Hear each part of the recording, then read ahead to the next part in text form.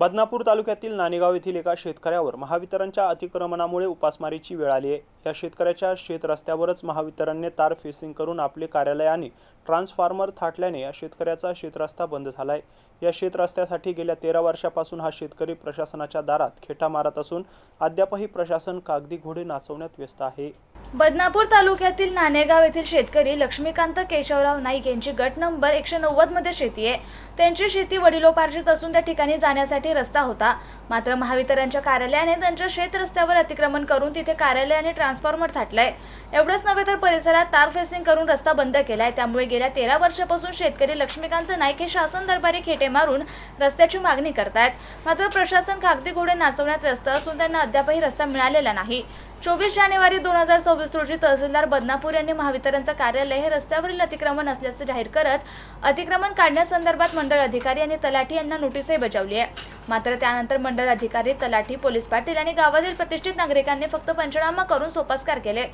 मात्र गेल्या 13 वर्षांपासून यातल्या शेतकऱ्याला शेतरस्ता नसल्याने त्यांची शेतजमीन पडीक आणि त्यांच्या कुटुंबावर उपासमारीची वेळ आली आहे। त्यामुळे तहसीलदार बदनापूर यांनी महावितरणचे कार्यालय आणि ट्रान्सफॉर्मर हे अतिक्रमण जाहीर केलेले असल्यामुळे तात्काळ तहसील प्रशासन आणि महावितरण प्रशासनानं येथील अतिक्रमण काढून आमचा रस्ता मोकळा करावा अशी मागणी संबंधित शेतकरी आणि त्यांच्या कुटुंबियांनी केली आहे। सध्या पेरणीचे दिवस असून रस्ता नसल्याने यावर्षी या शेतकऱ्यांची पेरणी खोळंबली आहे।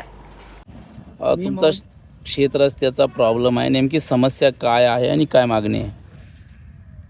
मी 2013 पासून रस्त्यासाठी संघर्ष करतोय।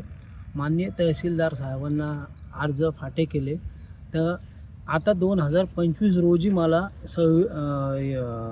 26 रोजी मला न्याय मिळालेला आहे। तहसीलदार साहेबांनी मला रस्त्यासाठी आदेशित केलेलं आहे, परंतु असं आहे की आता त्या रस्त्यावरती मोठमोठ्या ट्रान्सफॉर्मर वगैरे MSCBने लावून माझा रस्ता बंद केलेला आहे। आम्ही त्याच्यासाठी तिथे जाऊन त्यांना पण सांगितलं की बाबा हे तुमचं अतिक्रमण हटवून घ्या। त्यांना आदेशाची कॉपी दिली, तर त्यांनी त्याच्यावरती काहीच ॲक्शन घेतलेली नाही। आता काय अडचण येते आपल्याला? म्हणजे आता मला तिथं जाण्यासाठी ते हटवल्याशिवाय मला जाता येणार नाही ना शेतामध्ये। मला शेतामध्ये जायचं यायचं मी इतर लोकांना विनंती करून आतापर्यंत मी जात येत गेलो, परंतु मला लोकसुद्धा म्हणतात की तुमचा इतक्या दिवसापासूनचा संघर्ष आहे, आतापर्यंत तुम्हाला रस्ता मिळाला नाही का, असं लोक मला बोलतच राहते। पण ते लोकांचं जाऊ द्या, मला इतक्या लांबपर्यंत मला डोक्यावरती कापसाचे हे बोत घेऊन जावं लागत आहे।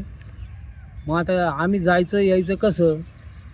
आता काय पुढं काय केलं तुम्ही? आता म्हणजे काय आता सांगितलं तर त्यांनी 19 तारखेला आम्हाला सांगितलं होतं तहसीलदार साहेबांनी की बा जाऊन रस्ता मोकळा तुम्हाला करून देतो। पोलीस पाटील, गावातील प्रतिष्ठित मंडळी वगैरे सगळे जमले होते। मग तिथं गेलो असतात, त्यांनी मंडळ अधिकारी साहेबांनी सांगितलं की हे हटवल्याशिवाय आपल्याला काही करता येणार नाही। मी तसं साहेबांना कळवतो म्हणे, तहसीलदार साहेबांना।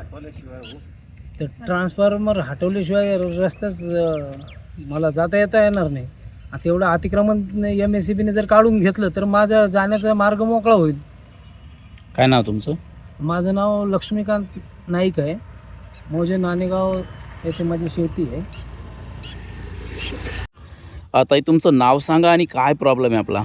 माझं संगीता नाईक, माझं शेतीवरच सगळं अवलंबून आहे आणि माझी शेती 3 वर्षापासून आता पडीक पडली आहे अक्षरशः, कारण जाण्यासाठी मला रस्ता नाही आहे। आणि MSCBवाल्यांनी अतिक्रमण केलं आहे, ते काही जाऊ देत नाही आहे आणि आमची उपजीविका सगळी शेतीवर अवलंबून आहे। मला 2 मुली आहे, त्यांचं पुढचं शिक्षण करणं, खाणं पिणं करणं कसं करणार आम्ही? तर तहसीलदारांना एवढीच विनंती, तहसीलदार साहेबांना आणि यांना MSCBवाल्यांना तेवढं अतिक्रमण काढून घ्यावं आणि आमचा रस्ता मोकळा करावा। काय नाव तुमचं? संगीता नाईक।